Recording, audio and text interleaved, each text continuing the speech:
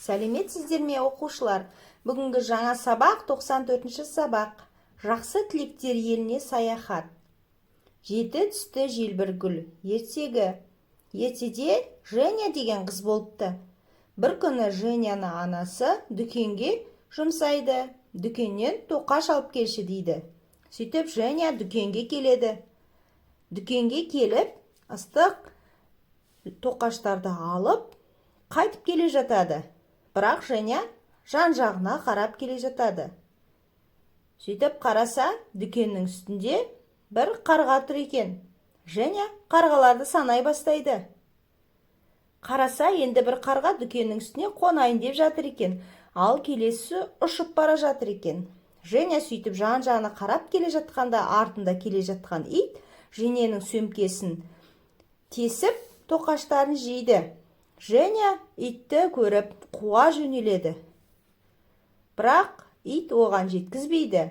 Ит қашып кетеді. Женя сөйтіп адасып қалады. Женя енді не істеймін деп өкініп келе жатқан кезінде алдынан бір әжей шығады. Женяға әжей айтады: ештеңе етпейді. Сен жақсы қызсың, жан-жағыңа қарасаң, ойнап кетсең де жақсы қызсың. Менің бағымда бір сиқырлы гүл өседі. Мен саған сол гүлді сыйлаймын. Ол гүл сиқырлы гүл. Оның 7 күлтесі бар. Әрқайсысы әр түсті.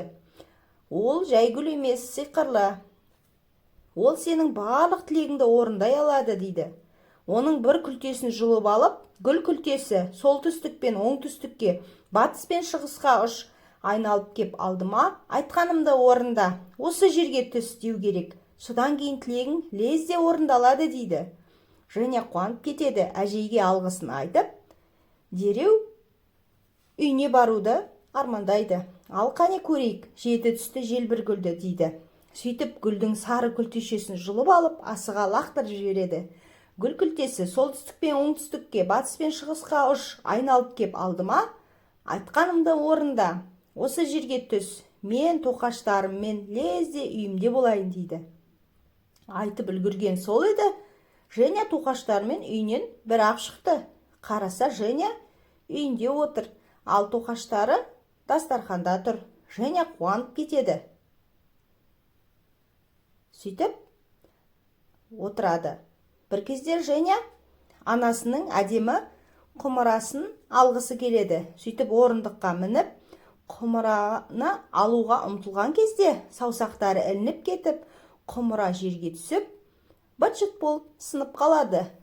Женя дереу сиқырлы гүлдің қызыл күлтесін жұлып жіберіп, анашымның сүйікті құмырасы бүтінделсін дейді. Ал құмыра лезде бүтін болып шыға келеді. Женя бір кезде аулаға шығады. Аулаға шықса, ұлдар күшті ойнап жатыр екен. Женя ұлдарға сендермен бірге ойнайыншы дейді. Бірақ ұлдар айтады: қыздармен солтүстік полюс ойнамаймыз дейді. Сөйтіп Женяны ойынға қоспайды. Ал Женя болса ренжіп қалады.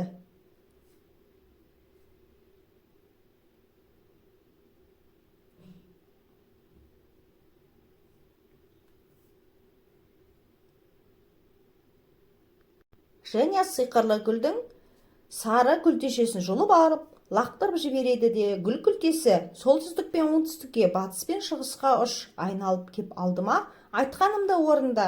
Осы жерге түс, мені солтүстік полюске жеткіз деп бұйырады.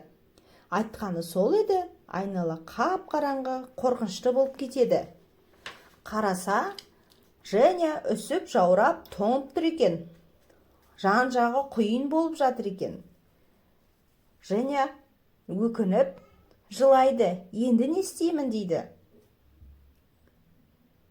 Сөйтіп дереу күлтесін лақтырып жібереді де, солтүстік пен оңтүстікке, батыс пен шығысқа ұш, айналып кеп алдыма, айтқанымды орында. Осы жерге түс, өз аулама жеткіз деп жылайды. Сол сәтте ол өзінің ауласына топ ете қалады. Женя қуанып кетеді. Қызықты ертегі болды ма балалар? Жалғасын келесі сабақта жалғастыратын боламыз. Видео ұнаса, достарымызды шақырып, тіркеліп, лайк басамыз.